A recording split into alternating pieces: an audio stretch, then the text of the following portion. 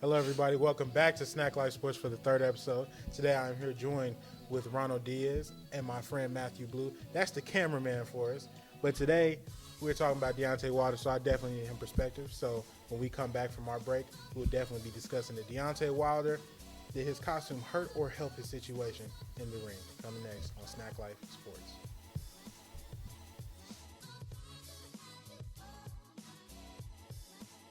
Hello, everybody. Welcome back to Snack Life Sports. I am GR Gasaway, and this is Ronald Diaz and my friend Blue. And today we are discussing Deontay Wilder and the Tyson Fury fight. Deontay Wilder wanted to make his ring walk prior to his fight with Tyson Fury on Saturday, but he wore a 40-pound costume as a tribute to Black History Month. But Wilder said the costume was too heavy and the reason that he didn't have legs under him in his 7th round TKO against Fury. Guys, how did you guys feel about the fight first? And second, how do you feel about him blaming his Black History Month costume for the reason why he lost? Ron? Yeah. I mean, one thing I will say first and foremost is Deontay Wilder is one hell of a fighter. I mean, one hell of a knockout artist. You know, this was his first loss, and I feel like for someone who just took his first loss, you could kind of expect things like this to happen. He's never had to give a reason why he's lost a fight before. So I could see, you know, in that realm of why he chose to blame his costume, you know, because when you look at that fight, it was just on his part terrible. It was awful. He had no answer for Tyson Fury. You know, anything Tyson Fury threw at him, it's almost like he never saw it before. It just was bad on his part. It was awful. It really was. And, you know, a costume for the reason why your legs are shaky. I mean, if the guy knocks you down, he knocks you down. And Tyson Fury did it a couple times. So, you know, you got to give kudos to Tyson. And I'm still going to give kudos to Deontay Wilder for even getting to this point. And part 3 is coming soon. So, you know what? Part 1 was a draw. Part 2 went Tyson's way. I think it'll all be set in stone if part 3 goes Deontay's way. But that's pretty much all I got. Blue? Definitely. I think Tyson Fury is a great fighter. I think he's the #1 heavyweight in the world right now. A supreme boxer. I think Deontay just met his match. See, Wilder versus Fury the first time, it was kind of the same way. Fury had his way throughout the rounds, and Wilder had that great eraser and knocked him out. Yes, he did, man. But Fury rose back up and started pressuring him. Now, when he got back up and started pressuring him, he found out that maybe, in hindsight 2020, that maybe if I pressure this guy and keep him off balance, maybe definitely. I can, erase that knockout and still, get my punches in as well while being in front of him, which is very dangerous because, as we know, Wilder is a knockout artist. But Wilder got smacked around in that ring, man. He got smacked around in that ring, man. Yes, I'm talking about Tyson Fury put the brakes on him. And what about that interest? Did you guys see that interest that Tyson Fury had? I'm talking about like he's coming in like a king on the throne. He has like the 6 women holding him up that was cool. against their shoulders, and then he has like I'm not sure if it was like a classical song or an English old song, but that song went hard. #1, Yeah.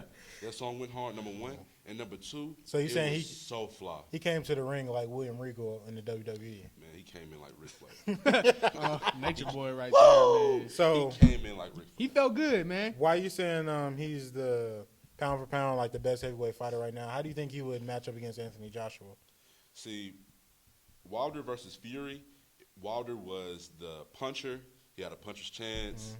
And Fury was the boxer. He was the supreme boxer. He was obviously better than, Wilder at, boxing. Now, Joshua versus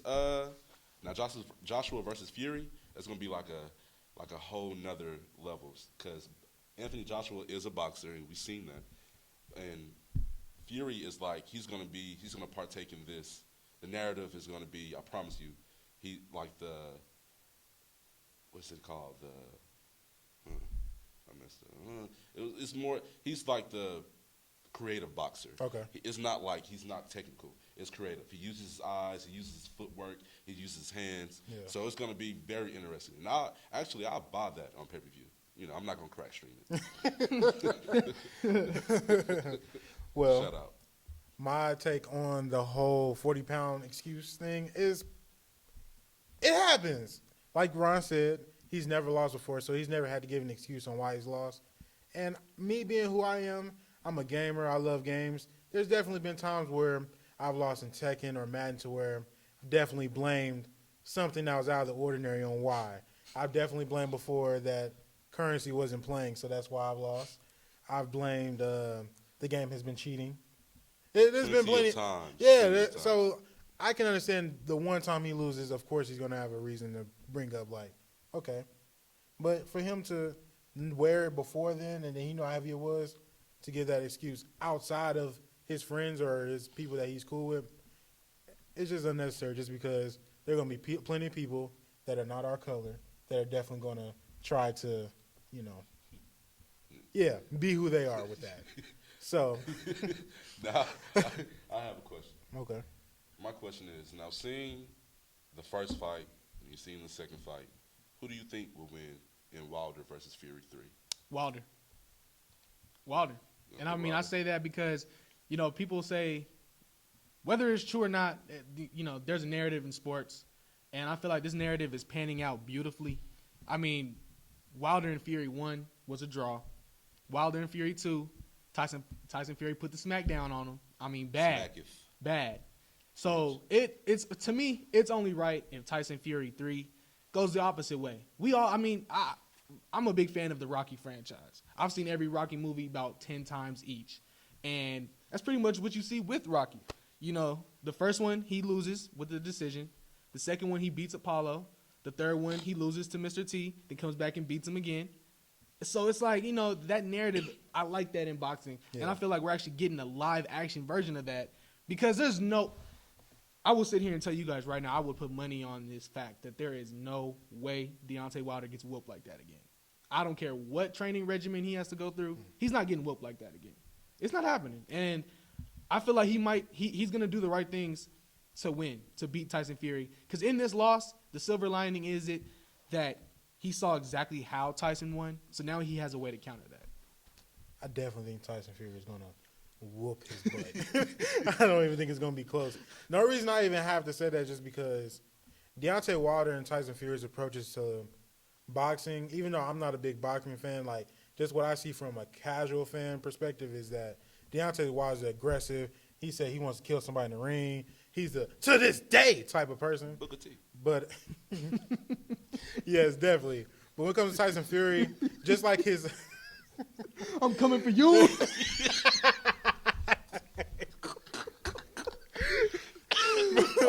Live TV.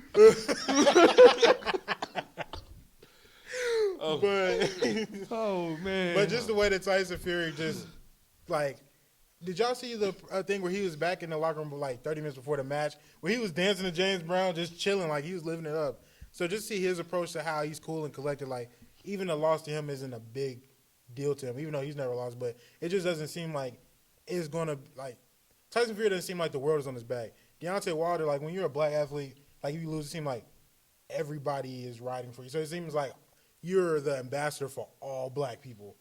Tyson Fury is the ambassador for Tyson Fury and James Brown, apparently. So just see how he's not as stressed as everybody. I definitely think Fury will win once more. What do you think?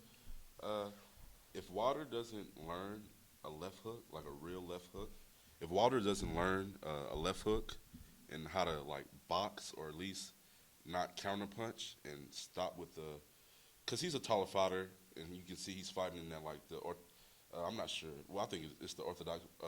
He's fighting like a taller boxer, and they teach you to fight, jab, jab, jab, and then hit with your knockout. Jab, jab, jab, hit with your knockout. He's been doing that since day one. Tyson, the first fight, he was doing that. Second fight, he wasn't able to do that because he was outskilled by a better boxer. He's gonna have to learn how to be a better boxer, and he's gonna have to break his foundation down and build it right back up. And hopefully he wins, but for now, I got to say Fury. And see, I'll just add one more thing to that. The fact that you said, yes, he has to break that foundation down. He has to do some inner searching, really, to become a better boxer. He has to realize that, certain fights that you want to win, you're not always going to win those by just being pound for pound, by just being a brawler, by hoping that every hit you make is a knockout. And the thing is, if Deontay Wilder truly learns how to be a true boxing technician, that might be bad for the rest of boxing. Because a guy with that power, with that strength, that durability, and that toughness, you give him the tools to become a better technician, that's actually that will be bad for boxing. I don't see anyone standing in his way. So this will be a very, very big learning lesson for Deontay Wilder. And it's fight or flight. He's either going to be like, okay, you know what, I'm not as good of a boxer as it seemed. I just knock people out. Tyson Fury got the upper hand because he's a better boxer, and that's what it is. Or he can fight and say, all right, you know what, I'm about to be a better technician. I'm about to search them books. I'm about to learn. So then part 3 can really go either ways. Like you guys said, Tyson Fury can knock him out again, and we just right back where we started, or Deontay Wilder can learn from his mistakes. Quick question. Just a quick question. I know we talked about it again, but just give your answer, and then we're going to cut it. So, Anthony Joshua or Tyson Fury? Tyson Fury. Tyson Fury. Anthony Joshua. Anthony Joshua, I got Tyson Fury. So, coming up next on SnackLife Sports, we'll definitely be getting into the NFL Combine. Coming to you next on SnackLife Sports.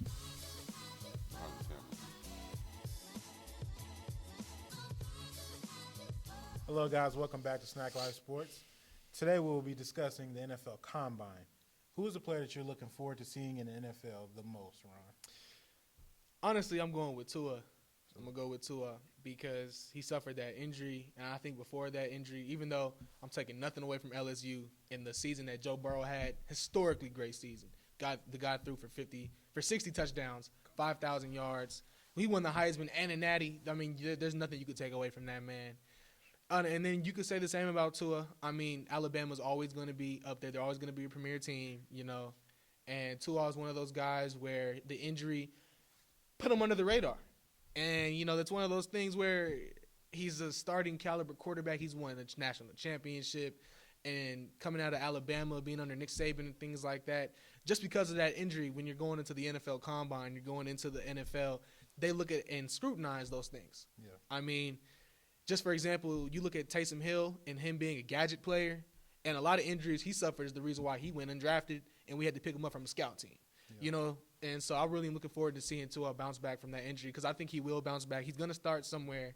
And with Joe Burrow out there, with Justin Herbert out there, Tua is, I feel like he's the guy that's kind of being forgotten right now, which is a mistake. The person I'm looking forward to the most, and I hate to say it because I'm a big LSU fan. Y'all know that. Go Tigers. But it's definitely Jerry Jeudy. I can't wait to see what he does. I'm not a big wide receiver person just because I feel like that's like a luxury to have. Like, you don't need a great wide receiver to be great, but to have a great wide receiver is such a great thing to have. And I feel like he's just going to be a difference maker between the team making the playoffs and not, like, even though their playing styles are kind of different, I really see, I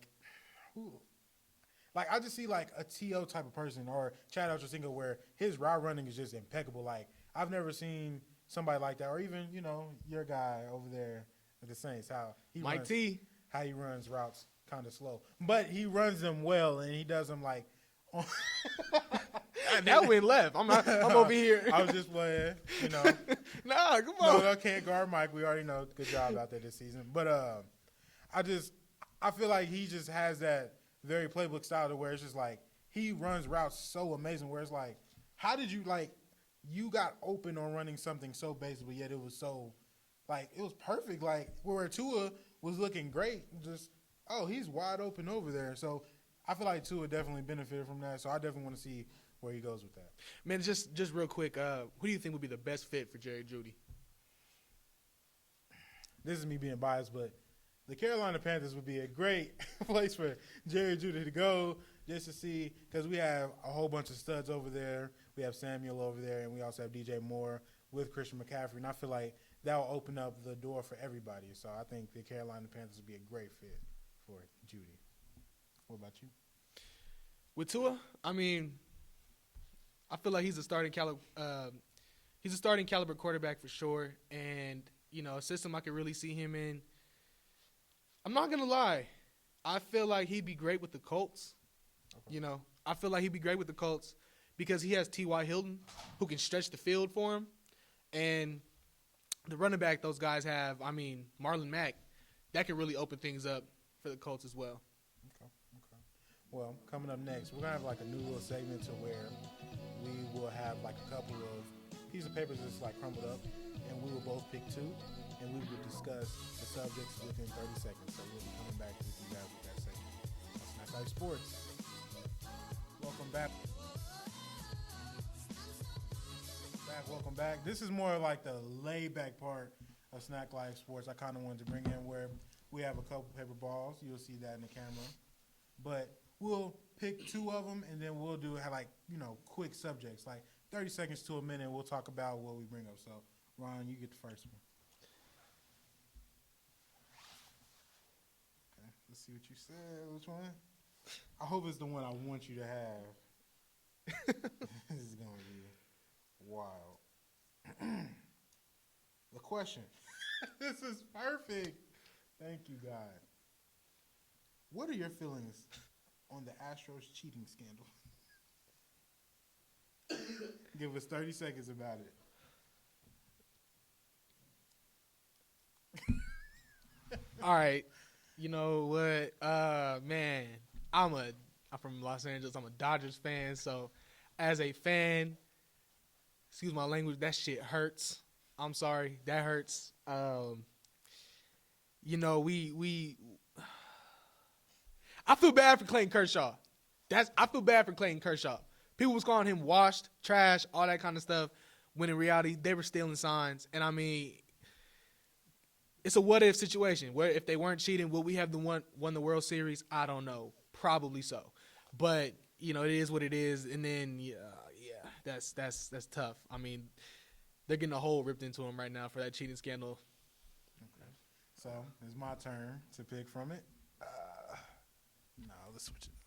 Fuck it.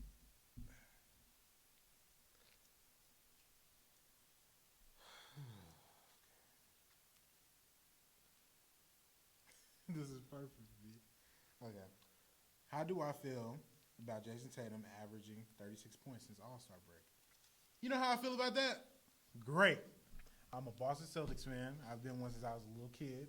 And I appreciate finally that we're getting a young starter where we drafted him. Everybody slept on him. You had, the Lakers choose Lonzo Ball over him. And, the 76ers choosing Markelle Fultz. And it's just like, that's crazy because, those other two people haven't been to All-Star. And my guy has been an All-Star. So I really appreciate Jason Tatum being the star he is. So I'm going to get your last one. I feel like I know which one this is, too. Ryan, who is your sleeper team in the West right now? To do well, like a sleeper in the playoffs. Sleeper team from the West. Honestly, I'm going to stick with the AC. I'm going with Memphis, man. I mean, John Morant's having an incredible rookie season. Obviously, the rookie of the year, even though Zion Williamson is making his case. But he came back a little too late for that. I feel like it's John Morant's. And Memphis is just doing, they're performing higher than expected. And I like that. I feel like they're going to keep the 8th seed. They're going to hold on to it. And I'm a Laker fan, so they'll play us. So it's going to be a first-round exit anyway. But I feel like out of all the other teams, Memphis definitely. Well, I have the last one. I think I absolutely know what this one is. So this is kind of funny how all these questions kind of worked out the way they did. Hey, man. And I promise you, this part is not scripted. We legit didn't know. All right. My question is, how do I feel about Cam Newton being a starter next season for the Carolina Panthers? Well, if you don't know me, because, there's a lot of people that watch that don't know me, I am a diehard Carolina Panther fan. And I appreciate that we actually bring Cam back because we're in a very sticky situation where we have nowhere else to go. Like, we really have nowhere else to go. And the Heineke and the Will Greer and all those things, it was fun while it lasted, but it's time to get to the meat and potatoes, and we need to get Cam in action just to see if he's healthy. Last year of his contract, so we'll see how he goes. Thank you guys for watching SnackLife Sports. Thank you for my guests, Ronald Diaz and Matthew Blue, and we'll see you guys next week. Hello.